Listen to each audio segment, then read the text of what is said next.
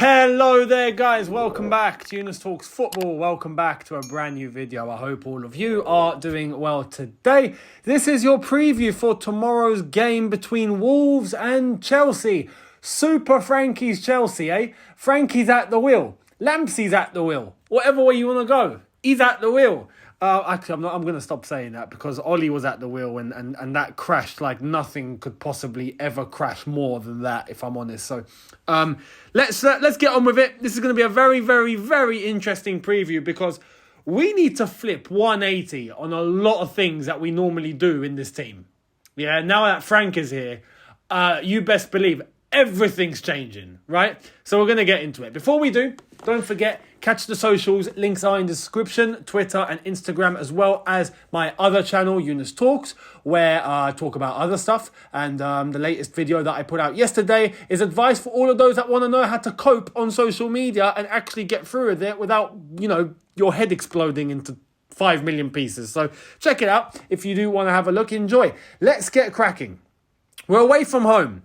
Wolves versus Chelsea. Now, if I take a look at the Premier League table very, very quickly, right, because this is going to count very significantly. Right now, we are 11th. We are on level points with Fulham. 1 goal less in terms of goal difference. So that's why we're in 11th and not in 10th. Crystal Palace are 9 points behind us in 12th. So I think it's safe to say that we're not finishing below 12th. Right? I would think. Well, we're not finishing below 11th. There's a chance we might stay in 11th. Who knows? But like I've been mentioning in the last couple of videos, the last one especially, talking about Frank Lampard's arrival, there's going to be a bounce. 100%. In terms of vibes, in terms of I even think players really giving it more, I think we're going to see that. On a tactical basis, I'm not expecting much brilliance, if I'm completely honest. Although, one thing that I do think will happen is I think we're going to end up with even more chances than we normally do. Which means that don't be surprised if during a game we're going to end up with 30 shots. And you'd think that we might put 1 or 2 of them in the net. This is where we look back to Frank Lampard's last time at Chelsea, and if we're going to analyse that properly, we have to be honest. We were attacking well. We were scoring well. We couldn't defend to save our lives, right? It was our defending that was atrocious. With now, it's not so much the defending that's atrocious. There are mistakes, but we can't shoot, we can't attack, we can't do anything up top to save our lives. So it's kind of flipped. Some of the personnel's changed from when Frank Lampard was last here. So it's going to be interesting to see how that's going to work. But I'll give you the starting 11 later on in the video. But we've got Brentford in 9th, also 4 points ahead of us. Liverpool, same, 4 points ahead of us. Aston Villa, 5 points ahead of us. We've played the same amount of games as them. Liverpool have actually played 1 less. Fulham have played 1 less as well. So it's and Brighton in 6th have played 2 games less than us and are flying way ahead of us in 7 points clear of us. So yeah, it's not looking great. In terms of the Premier League table, there's really not much to fight for. The only thing that there is to try and salvage as many points as possible and to try and bring momentum into the Champions League game. The one positive with this whole saga that we've had is that we've made a change before the Real Madrid game, right? 100%. That's definitely a positive. And it does give a breath of life going into the Real Madrid game. Although we have to be realistic, we have to be honest. Don't expect much from that fixture. I'm on board with the vibes. I'm on board for the first 10, 15 minutes of that fixture where everyone's going to be like, yeah, come on. And then I think realistically, realism is going to kick in very quickly. The first leg is at the Bernabeu. So we have to travel to Madrid after this. You best believe those first 10 minutes, I think everyone's going to be pumped up. And then afterwards, I think it's going to be clear as to how the fixture is going to go. We can only pray that we take a good result back to the bridge. And by good result, I even mean a 2-1 loss is great. That's where it's got to now. Yeah, a 2-1 loss at the Bernabeu is a great thing. Hoping that we come back to the bridge and we can just level it up and then hope for one more goal and somehow a miracle happens. So we just need as much confidence as we can going into that, I guess. And this Wolves game is going to be crucial. Now, Wolves are currently 14th in the Premier League table. They are part of the whole relegation fight. That's going to be interesting to see what happens because so many teams can go down. It's actually ridiculous. But if we focus more on Chelsea now, in terms of team news, we don't have any. Because Lampard rocked up to the press conference and everyone forgot that we actually have a fixture tomorrow and no one asked him about the game. So we actually don't know. To be fair, though, that could actually be a good thing. But I'm guessing that it's the same players that were available for the last game that are going to be available for this one. I guess, right? So bearing that in mind, if we know that Fofana is back, we know that Sterling is back, we know that Kante's back, we know that... is there anyone else? No, the only ones missing that we know are definitely missing. Thiago Silva's still out. Aspi, I don't think will be entertained, even if he is available. If I'm missing anyone out, it's because the squad is large and I've forgotten, right? But if we're going to the starting 11, I'm going to put it right on the screen for you guys so and it hits you in the face. Like it's going to hit many people in the face when it actually happens. Because trust me, when I tell you, back three, bye-bye, R.I.P., R.I.P. back three. It was nice knowing you. We're not going to see that again. Up until maybe when the new manager walks in through the door and we see maybe we'll see who it is. We don't know what new manager's going to walk through. We'll see. But if it's a manager that plays a back four, then cool. If he plays a back three, then cool. Frank Lampard, hardly. I never say never. Hardly utilises a back three. So bearing that in mind, I think that we are going to go with something familiar and what we had last time when Frank Lampard was here, but the personnel are going to be a bit different. Except for one guy, and I think you know who I'm talking about. This guy makes his absolute return to the Chelsea starting 11 without a doubt. Without a doubt.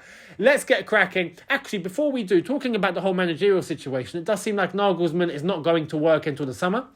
Gus Hiddink is advocating for Lampard to get the job full-time. Can I just say, Gus, mate, what are you doing? Can you not say anything? You know, put the TV on, put your feet up, relax, watch something.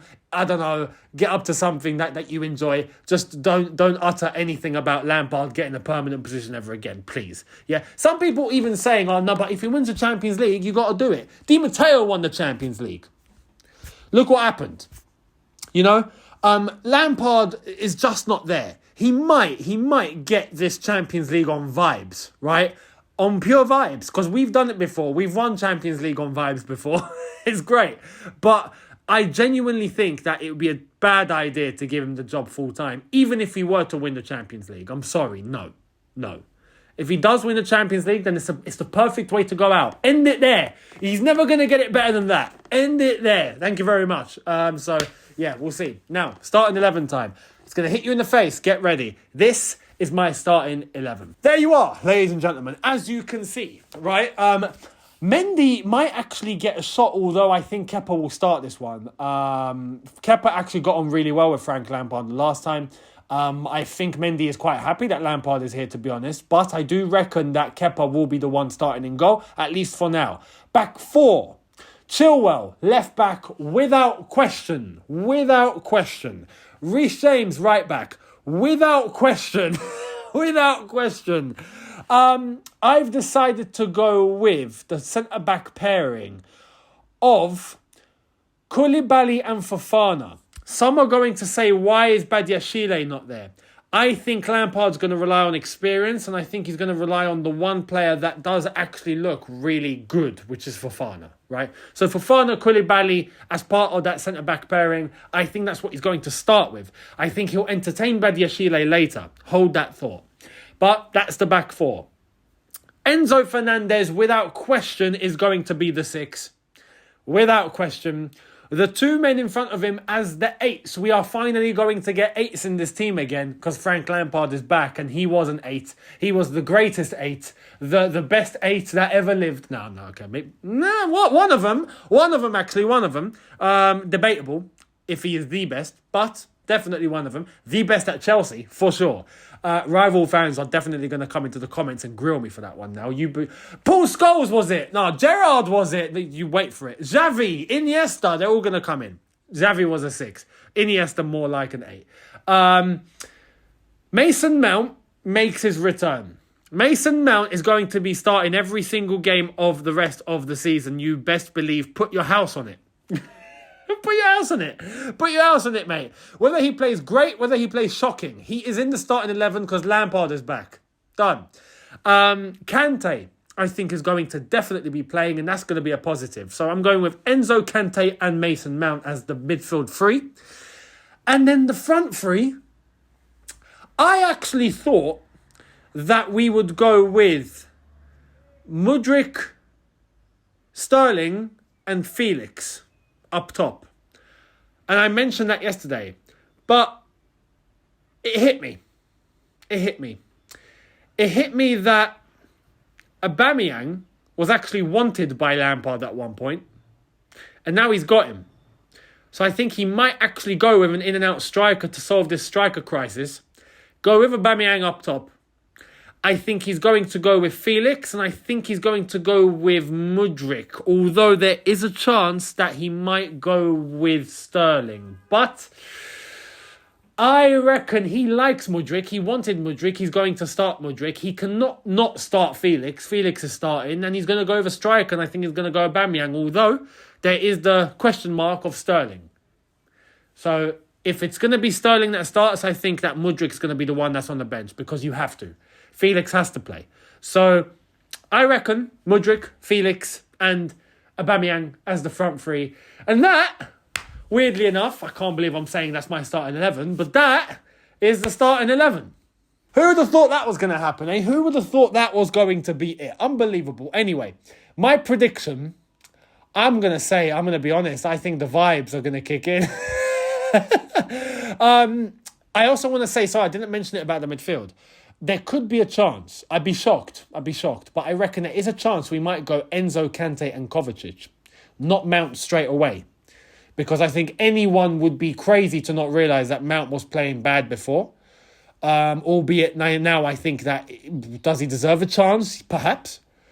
I would be shocked if Lampard doesn't start Mount. But because Kovacic is there, you never know. So I'm going Kante, Mount and Enzo, but don't be surprised if Kovacic were to start somehow. My prediction, I'm going Wolves 1, Chelsea 2. I don't know what to expect. I'm going to be honest with you. I feel like I'm just guess. This is pure guesswork at this rate. I'm hoping for the best. I think we're going to bring absolute vibes. I think the players are going to be very intense. I think we're going to see a lot of intensity. I think we're going to see a lot of urgency. I think we're going to see a very, very aggressive press. We're going to see very aggressive tackles. The basics, right? A good mentality overall. And I think that's what's going to get us over the line. Hence why I think we're going to concede. Because of shape, and I think because of Wolves' desperation, because they are in the relegation fight. And I think we're going to get one more. So I'm going Chelsea 2-1 win tomorrow. Let's see what happens. I will see all of you after the game. It's going to be a very interesting match review. I'm looking forward to this game. I actually am. I'm looking forward to seeing what we're going to see. And it's going to be interesting to see Frank Lampard back in charge, without a doubt. And yeah, I'll see all of you after it's all said and done. Let's see what happens. Let me know your thoughts down below, your predictions, your lineups, your scores, everything in the comments. Much appreciated. Hit them down below. Don't forget, subscribe if you are new. Hit the notification bell to be notified once I've uploaded. Smash like button if you've enjoyed this. And I will see all of you tomorrow after it's all said and done. Let the games begin. Let the Frank begin. I'll see all of you tomorrow. Have a good one, people. In a bit. Take care. And peace.